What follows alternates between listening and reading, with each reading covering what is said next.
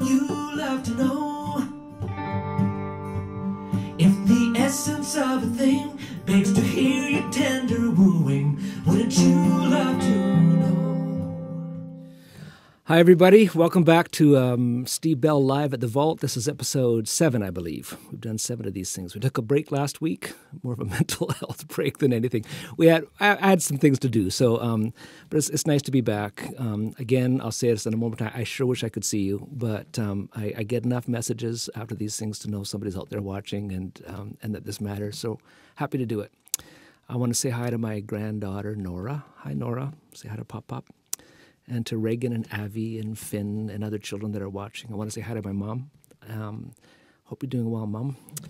And, okay, so for today, I've chosen a song I've never done before. I'm going to start with.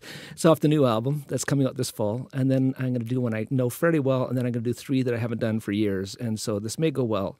It may not, but what I've learned from these things is that you folks don't really care how well these things go. There's just something nice about being together and hearing some songs, and so if I mess up, it's probably okay. But this first one is from the new album. It's called "God Bless the Poor." I didn't write it. On the new album, there's 13 songs, and this is the most songs I've ever written on one of my albums, and so 12 of them I had a hand in 12, and there's one that I didn't have a hand in at all, and that's this one, "God Bless the Poor." And I think I'm going to open the album with it. It's written by my friend Brian McLaren, who many of you will know as an author. I know him as a friend and also as a pretty great songwriter. He's the one that wrote "Kindness," which is the title track of an album of mine years ago. But he's a really nice writer, and this one seems fairly appropriate for the time that we're in. I'm not going to fake you out on this one. I have lyrics right there, so if you see my eyes wandering, it's because I well, there you go.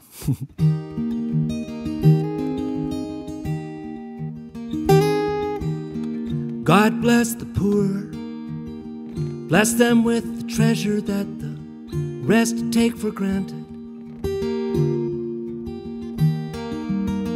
Bless them with true prosperity, to have all that they need, enough and then some more to share, and wisdom to enjoy the priceless blessings flowing everywhere for free.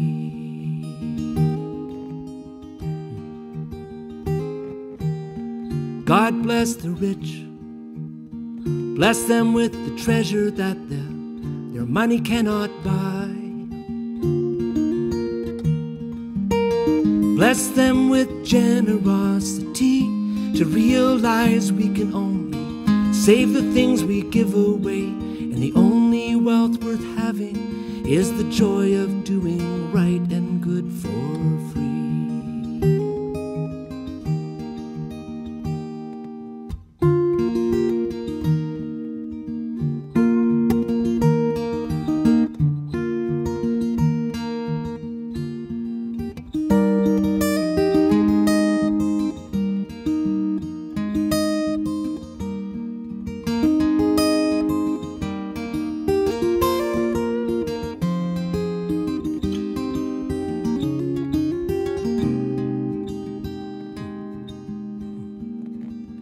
God bless the wounded, the migrant and the refugee who seek just to survive.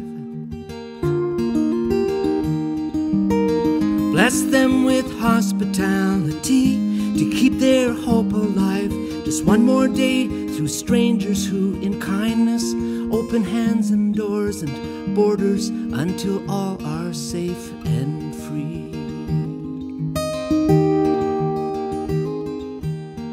God bless us all, to never waste a moment or a breath or day or night.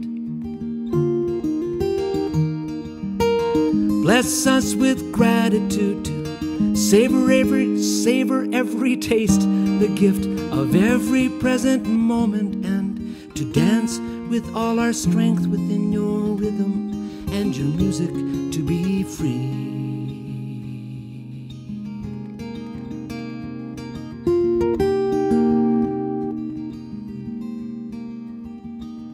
To be free.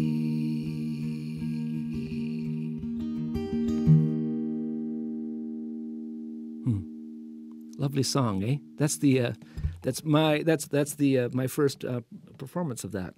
I love the song. I actually heard it last year at a concert by a friend of mine, Glenn Soderholm, who's a mentor of mine, songwriting mentor and spiritual mentor, great guy. And he came to town. I hadn't seen him do a concert for years, and that song just jumped out at me. And I thought, I got to do that. And then I went up to him afterwards and says, man, I'm going to record your song, you know. And I said, that's just so great. And he says, I didn't write that one. That was written by Brian McLaren. So sorry, Glenn, and thank you for alerting me to the song.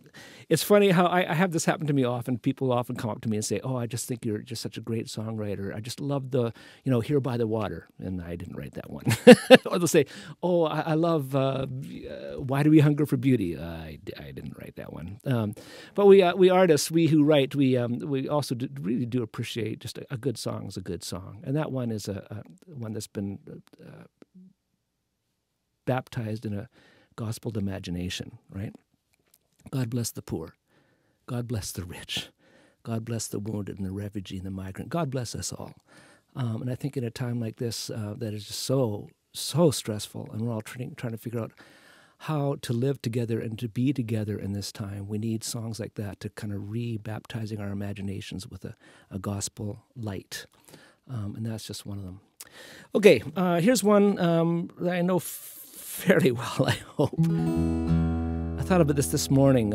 It's from Psalm 13, I believe. And I think it's appropriately called How Long. I was reading an article the other day saying that the next month or two is going to be particularly hard on us because the first month or couple months of this virus and the shutdown, there's a lot of energy that comes from the adrenaline of a crisis like this, and it kind of keeps it going. But that adrenaline is now starting to kind of seep out, and we're starting to face the reality that this may be a long winter. Andy Crouch just wrote an article, what is it called? Beyond the Blizzard. If you look up Andy Crouch, Beyond the Blizzard, and read it. He wrote it for businessmen in Christian businesses and ministries. And he's saying we can think of this thing in three different ways. It could be considered a blizzard, as something that we just hunker down for a few days or a week or so and just kind of come out and then return to normal. Well, that doesn't seem to have happened.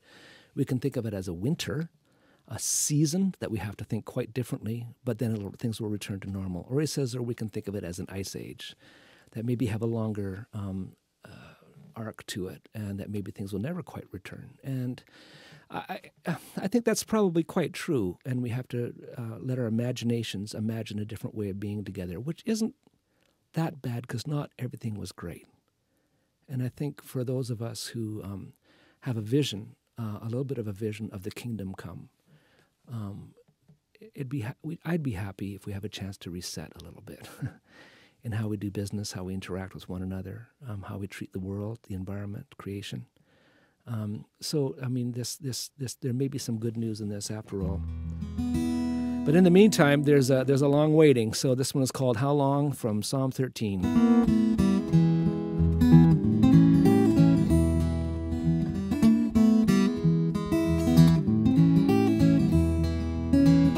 How long have you forgotten me, oh Lord? How long?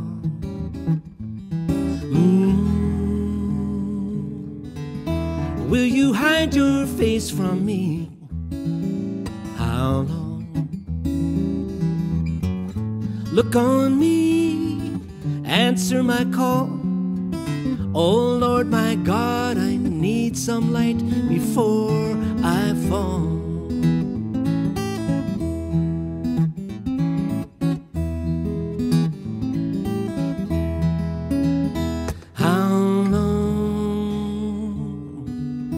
Will I wrestle with my thoughts? How long?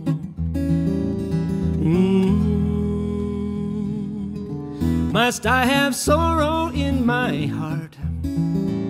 How long? Look on me, answer my call. I cry every night, but you don't seem to hear at all.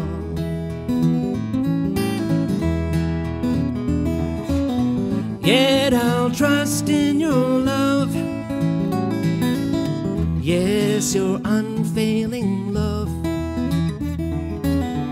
I will sing out my days that you've been good to me. Yes, you've been good to me.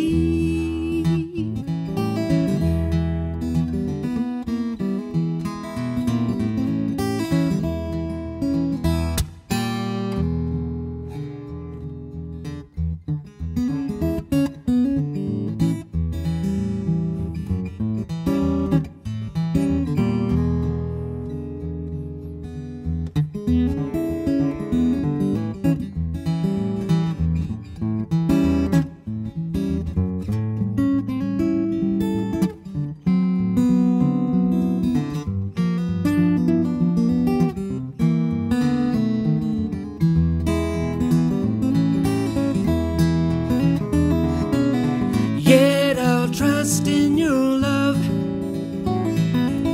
yes, your unfailing love. And I will sing out my days that you've been good to me. Yes, you've been good to me.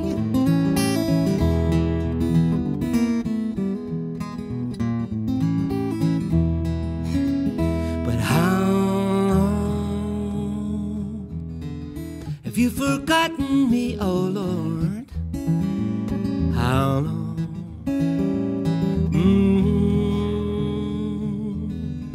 will you hide your face from me? How long? How long? How long?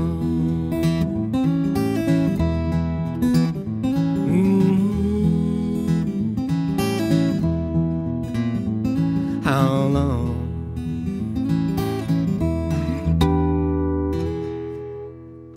Oh, I blew that. Hold on, hold on. It's not much better. One more time.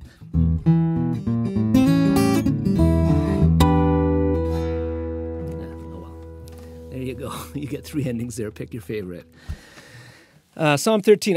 The Psalms are great because in the same poem you hear despair and you hear hope. It's funny. This last weekend, after Friday and had Saturday and Sunday and Monday off, and I find that I'm kind of doing okay for the most part, and I can sort of keep upbeat about things. But the minute I don't have a lot to do and I have time to really think, I kind of sink into the miry pit pretty fast.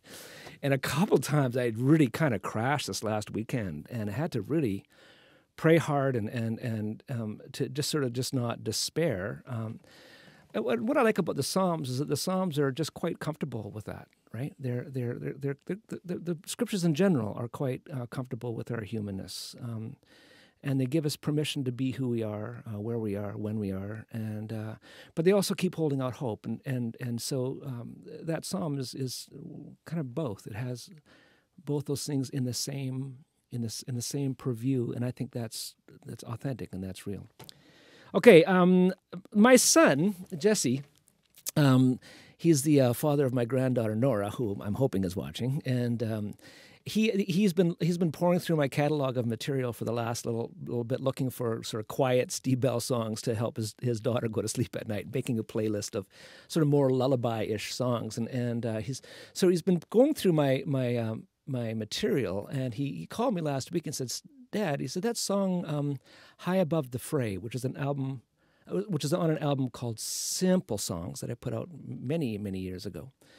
And he said he just wanted to say he thought it was a really good song. And I was just happy that my son thought I'd written a good song.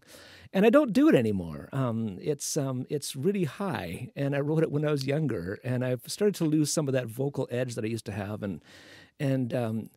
But recently I've been actually taking vocal lessons. A guy named Bruce Moore, and he's been sort of helping me sort of recover some of what I've lost just from aging and not attending to all this, right? And so I thought maybe I can try it. So I'm going to do it, but I'm going to do it in 3 songs, because when I started thinking about this one, I started to realize that this song really kind of was birthed out of a song I wrote earlier called Cashe Island, which gave me sort of guitar language, which allowed me to think of the one I want to do for you. And then I realized that Cashe Island has an earlier source, which is a Bruce Cockburn song called Foxglove.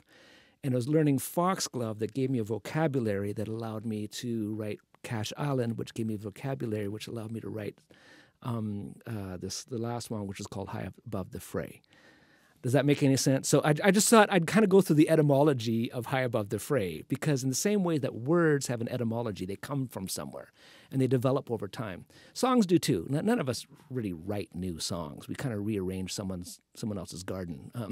But they come from somewhere. So I'll start with the Bruce Cockburn song. If there's any guitar players out there, any guitar nerds, this is an open C tuning. I'll go through it with you. So E stays the same. The B turns up to a C. G stays the same. D goes down to a C.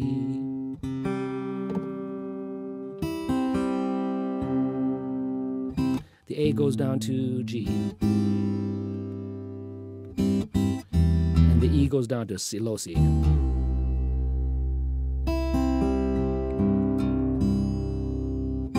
So it's a pretty deep tuning for guitar players. When you tune down that low, you get kind of floppy breezed strings in the bottom end. And so this I played on this Ryan guitar, and Kevin built this guitar for me. But it's got a longer scale from here to here than most guitars have, which allows it to be a tighter string, which works really well for these kind of tunings. So there you go. And I should tell you how I learned this song. I tried for years. I've always been a big Bruce Cockburn fan, and I've loved this song Foxglove. I think it's one of the best guitar songs, instrumentals ever written. It's just such a beautiful melody, and it's so beautifully put together. And it was a tough tune, and I didn't quite realize the tuning that was there, and I could never figure it out. And I tried so hard. And one day I walked into Longham and Quaid in Winnipeg, which is a music store here, and in the guitar, the little sort of acoustic guitar nook, there's some like snotty 13-year-old kid, and he was playing this song, and I said, "What?" And he was sitting down playing expertly this song that I've been trying for years to learn and couldn't figure it out. And I finally had to humble myself and go and said, "Son, would you teach me the song?" And so he very patiently taught this older guy. I would have been, I don't know, probably mid to late 20s at the time. This gorgeous song by Bruce Cockburn. So I'll try it. I haven't done this for years. I don't know why. But I'll try it for you. Does that sound right? Okay, here we go.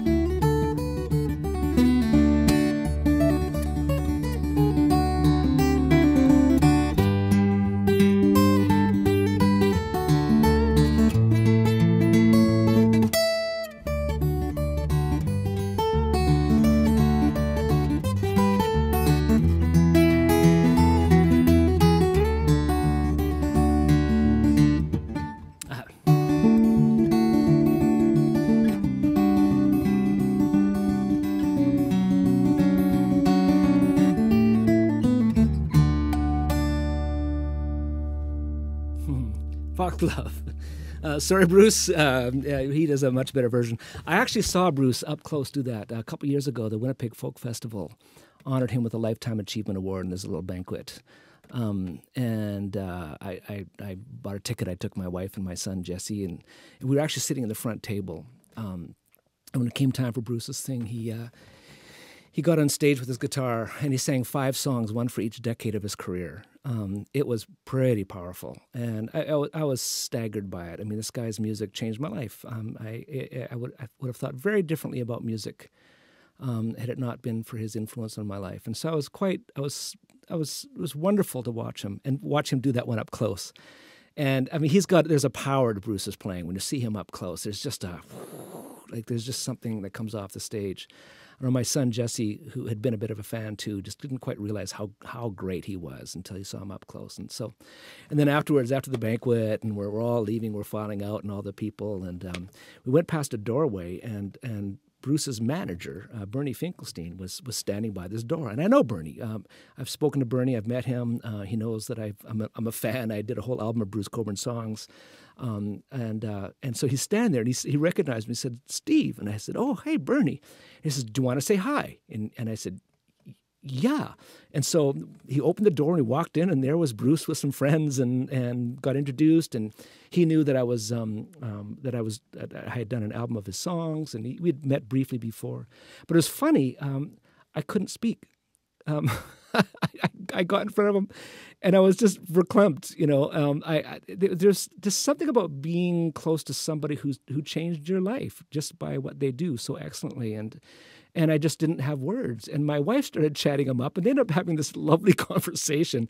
And I kind of watched, like, having an out-of-body experience, saying, "Steve, you look like an idiot. Like, say something." And my wife kept on kind of poking me, and I couldn't. So I fumbled a few complimentary things and left feeling like a moron. But there you go. I love his work, still do.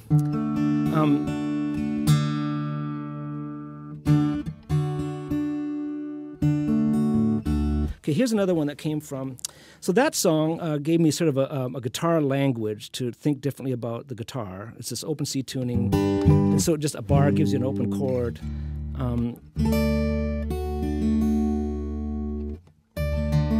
So this is called Cashe Island, and this I wrote shortly after learning that Bruce Cockburn song.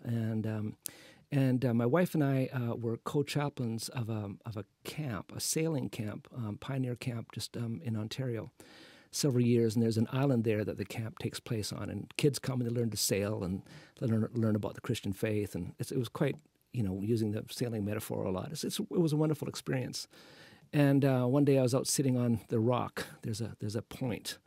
Right on the lake there that was just a nice vantage place, and the kids were out sailing, and so you have all these beautiful sails, and it was such a gorgeous day, and I had my guitar sitting in this lovely spot, and my fingers found this song. So this is called Cashe Island.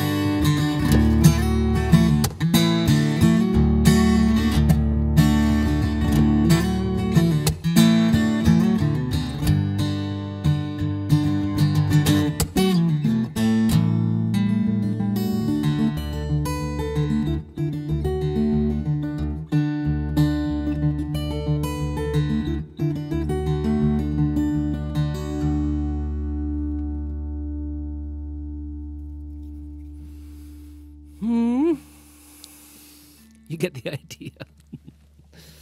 It's funny when you're practicing at home and you haven't got the pressure of the camera being on. You're amazing, and you just have this ability to recover very quickly from little errors or whatever. But when the camera's going, there's this thing about the red button. We call it the red button syndrome. The minute you're recording, everything becomes you're just so dialed in that you start second guessing every move, and I think that's what I've really not enjoyed about this new format is realizing this is probably how we're going to be communicating for a while now. And all of us artists have to get used to this. It's just so different. We haven't got other things to distract ourselves with, people's smiling faces and all that. So the good thing is that we have to practice harder. The second thing is we just have to also be somewhat humble about our actual abilities. and then just trust the audience sort of gets it and is willing to go with you, right? So thanks for sticking with me here. I've got one more song to do for you, and this is the song that my son Jesse alerted me to that I've kind of forgotten about, that I stopped singing mostly because it got a little too high for me, but I've been practicing, and so I'm going to give it a shot. Before that, I just want to let you know that we're going to continue doing these for a while. Probably I'll do another one next week. And then we're probably going to go to once a month, maybe, something like that for a while. I need to actually get back to doing some more work on the album. My album is pretty much recorded now, but now I want to write a book of reflections that correspond to every song. So I need to kind of get down to that. I need to hunker down and get that work done. So we'll probably go to one a month, and then for the fall, we're thinking of some specials that we want to do for September, October, November, and December. Right now, we're actually rebuilding a room just on the other side of this wall here. We're making a little video studio, which would be a lot nicer to work in. It'll look nicer. It'll feel better. There'll be air conditioning. It's just pretty hot in here, and more airflow, and it'll look nice. And so, I won't look nicer, but this will look nicer, all of this. So that'll be ready in a couple weeks, I think, and you'll get to see that. Check me out on Facebook. Check me out on Twitter. Check me out on, have you got all those there? Facebook and Twitter and Instagram. If you want to kind of follow what I'm doing, that's how that word gets out. Also, if you want to help me financially, this is a season that's very, very hard for a lot of us. So there's two ways you can help me out. You can buy me a coffee at buymeacoffee.com/Steve Bell Music.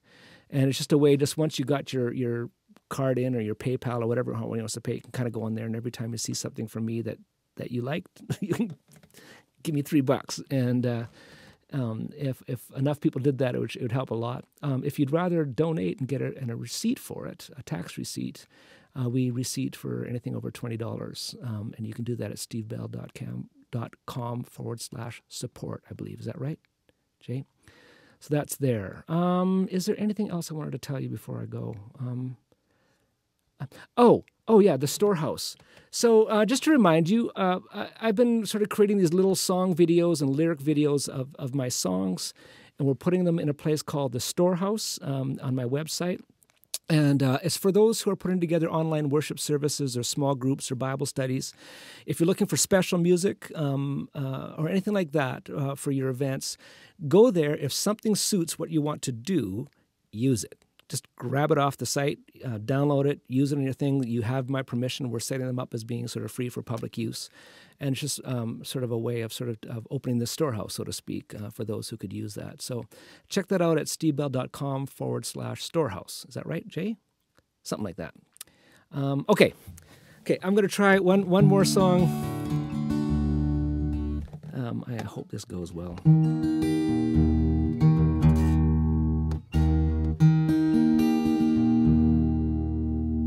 Okay, this is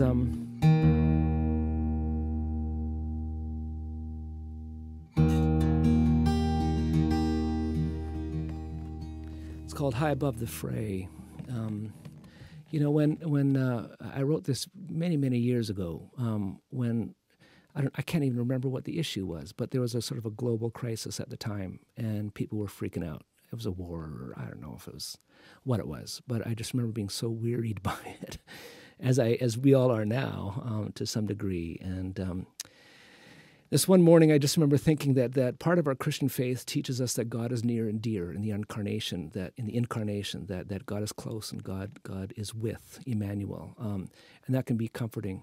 Other times, it's kind of comforting to know that God is high and above the fray, not necessarily in the midst of it. That there's something about the knowledge, for me anyways, that the who-ness of God, who God is not vulnerable to the nonsense that's going on in our world. And so that I find that just somehow comforting, that whatever else changes, that there's the who-ness of God, the love of God, the internal mutuality of God, from which all things come and which is sustained, all things are sustained, is not vulnerable. And I find that immensely comforting. So I'll give this a shot. There's this high part. If I can get it, we'll thank Dr. Bruce Moore for helping me out. He's been giving me vocal lessons, and if I don't make it, we'll have to decide whether we're going to show this or not. So here we go, and I'll end with this one.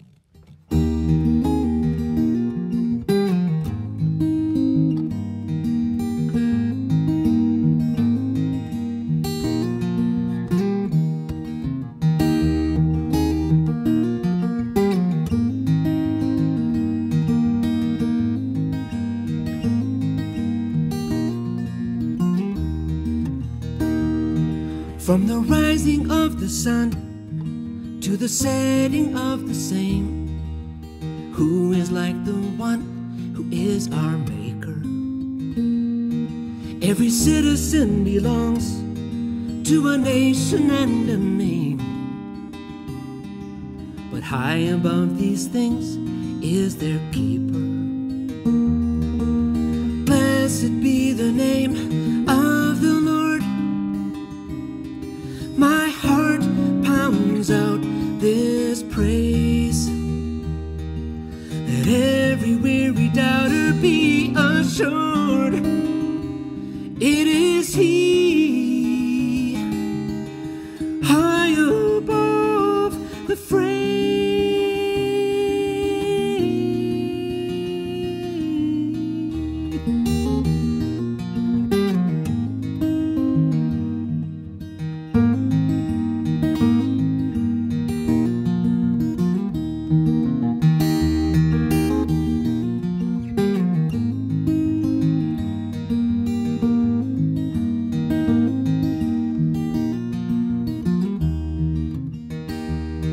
And He picks up from the dust every lost and lonely wretch, inviting them to come to the table. And He honors them among the brightest and the best.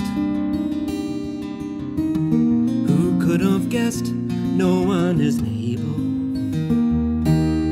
Blessed be the name of the Lord. My heart pounds out this praise, that every weary doubter be assured it is He, high above the fray,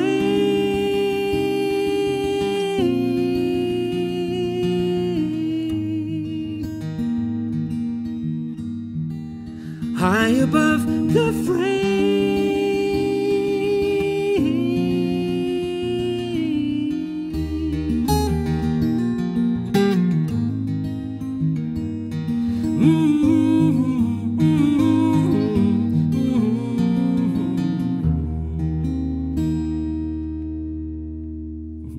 God bless you.